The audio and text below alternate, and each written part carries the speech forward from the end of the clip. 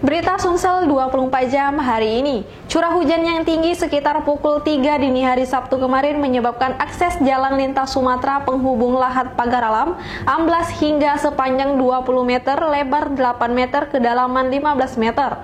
Atas musibah tersebut, pemerintah setempat bersama Balai Besar Jalan Nasional bertindak cepat, salah satunya membuka jalur alternatif di sekitar jalan yang amblas.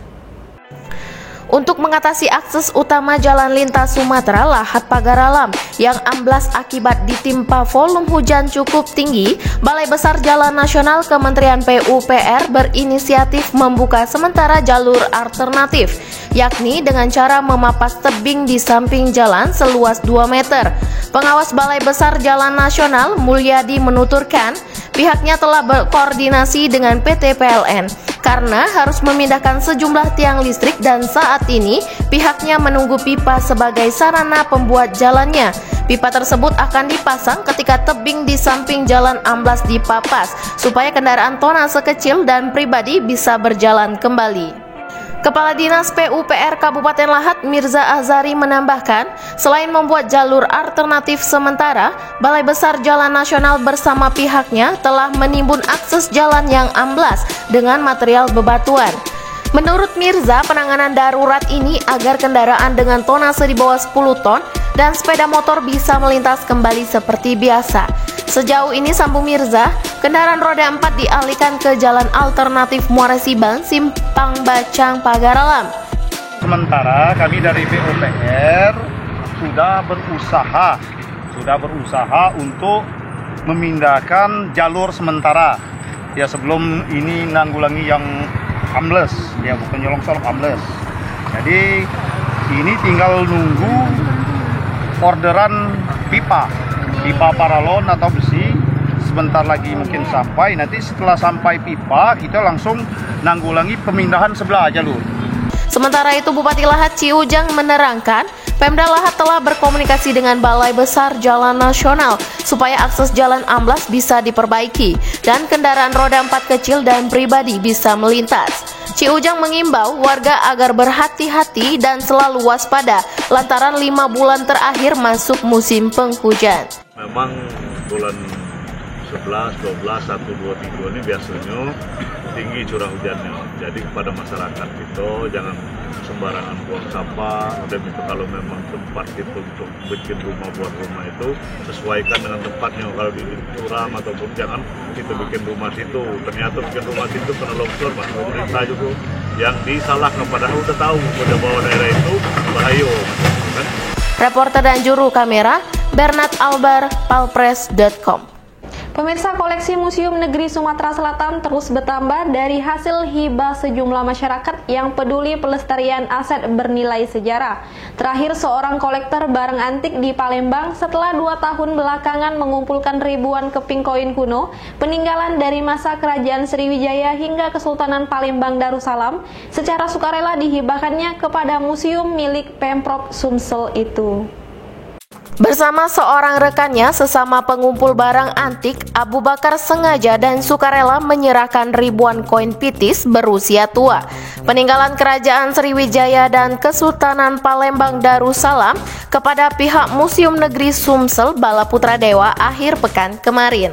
Abu Bakar menyebutkan sekitar 7.000 koin kuno mereka mengumpulkan dalam kurun waktu 2 tahun, lalu sengaja dihibahkan ke pihak museum dengan tujuan agar berguna bagi generasi penerus dan mengetahui sejarah perdagangan di Palembang, mulai dari masa Kerajaan Sriwijaya hingga zaman Kesultanan Palembang Darussalam. Ribuan keping uang bernilai sejarah ini, imbuh Abu Bakar, ditemukan komunitas menyelam di Sungai Musi di kedalaman kurang lebih 30 meter, tepatnya di kawasan 1 Ilir hingga 3 Ilir Palembang.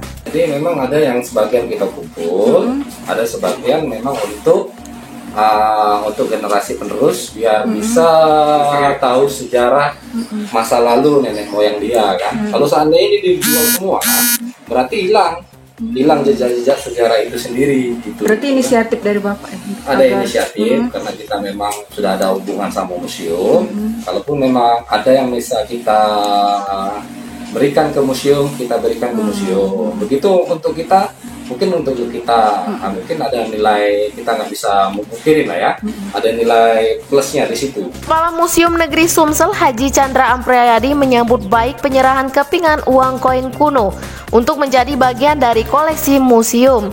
Dia merinci ada 3 jenis koin yang diserahkan. Kali ini yaitu koin perunggu yang diperkirakan peninggalan dinasti Ming, dinasti Song, dan dinasti Qing. Lalu ada koin timah yang diperkirakan dari zaman Kesultanan Palembang Darussalam, dan koin timah berbentuk ring kecil diperkirakan dari dinasti Ming. Selain koin kuno, juga diserahkan arca Buddha yang juga ditemukan kedalaman 30 meter Sungai Musi, tepatnya di depan pabrik PT Pusri. Reporter Betanika Susmanda, juru kamera Al-Hadi Parit, palpres.com. Acara silaturahmi akbar dan pelantikan kepengurusan Sahabat Juang Indonesia periode 2021-2022 digelar di Museum Pahlawan Nasional Dr. Akagani Palembang akhir pekan lalu. Sahabat Juang Indonesia adalah komunitas relawan yang selalu menggelar bakti sosial dan hadir bagi orang-orang kesusahan. Bertempat di Museum Pahlawan Nasional Dr. Akagani, Jumat lalu digelar silaturahmi akbar dan pelantikan kepengurusan Sahabat Juang Indonesia periode 2021-2022. Hadir dalam acara itu Sekretaris Daerah Sumsel Haji Nasrun Umar, Kepala Museum Pahlawan Nasional Dr. Akagani, Palembang Priyanti Gani, founder Sahabat Juang Indonesia Aryadi Ali Usman, dan pengurus SJI lainnya. Di sela-sela acara, Kepala Museum Pahlawan Nasional Dr. Akagani, Palembang Priyanti Gani menjelaskan, Sahabat Juang Indonesia adalah komunitas relawan yang selalu membuat kegiatan sosial seperti posyandu, rumah singgah, membantu orang-orang susah, termasuk masyarakat tak mampu yang menderita sakit. Komunitas relawan yang selalu membuat kegiatan tentang posyandu, kampung rumah singgah, orang-orang yang dalam kesusahan, mereka selalu membantu.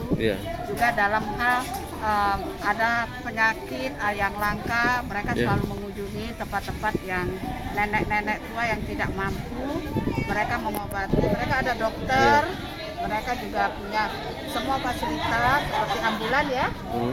Mungkin mudah-mudahan nanti juga mereka juga selalu membina anak-anak untuk membaca, minat baca.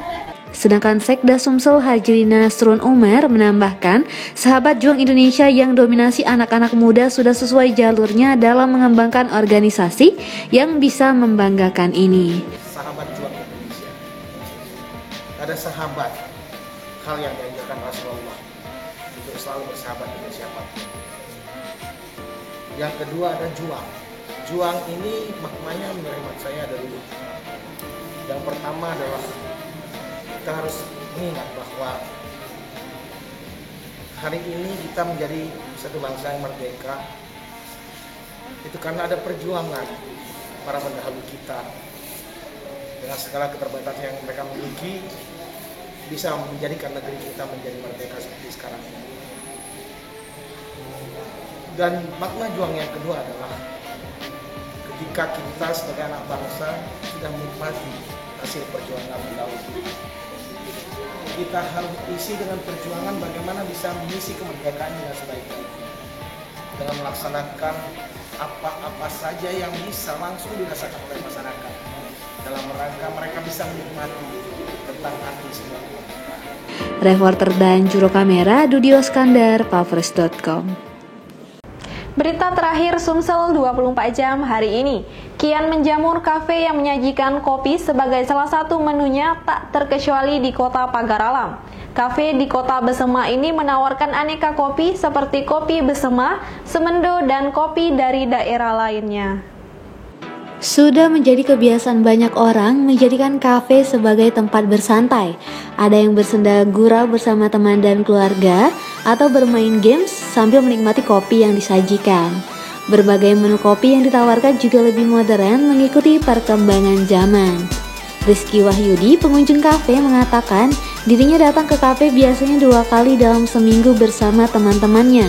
Mereka datang untuk sekedar mengobrol sambil minum kopi. Kopi tuh bro, cappuccino sama apa? Espresso. Sama pacar kak. Tapi kebetulan malam ini lagi dipinjam orang. Jadi bareng rombongan ini. Maksudnya berapa kali di sini?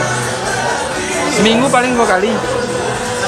Sementara itu Syahril, pengelola kafe, mengatakan kopi yang disajikan merupakan kopi olahan pagar alam. Dengan buah pilihan, kopi yang ditawarkan merupakan kopi terbaik. Dengan cita rasa khas kopi pagar alam, dalam sehari ia mengaku bisa laku terjual hingga 50 gelas. Syahril berharap kafe di Kota Pagar Alam terus berkembang agar kopi pagar alam dapat dikenal masyarakat luas. Kopi yang kita sajikan olahan dari kopi khas Pagar Alam, dikelola semodern mungkin sesuai dengan kondisi sekarang. Artinya kopi Pagar Alam mempunyai cita rasa yang dapat dinikmati di semua kalangan, baik itu pemuda, sektor semua kalangan masyarakat.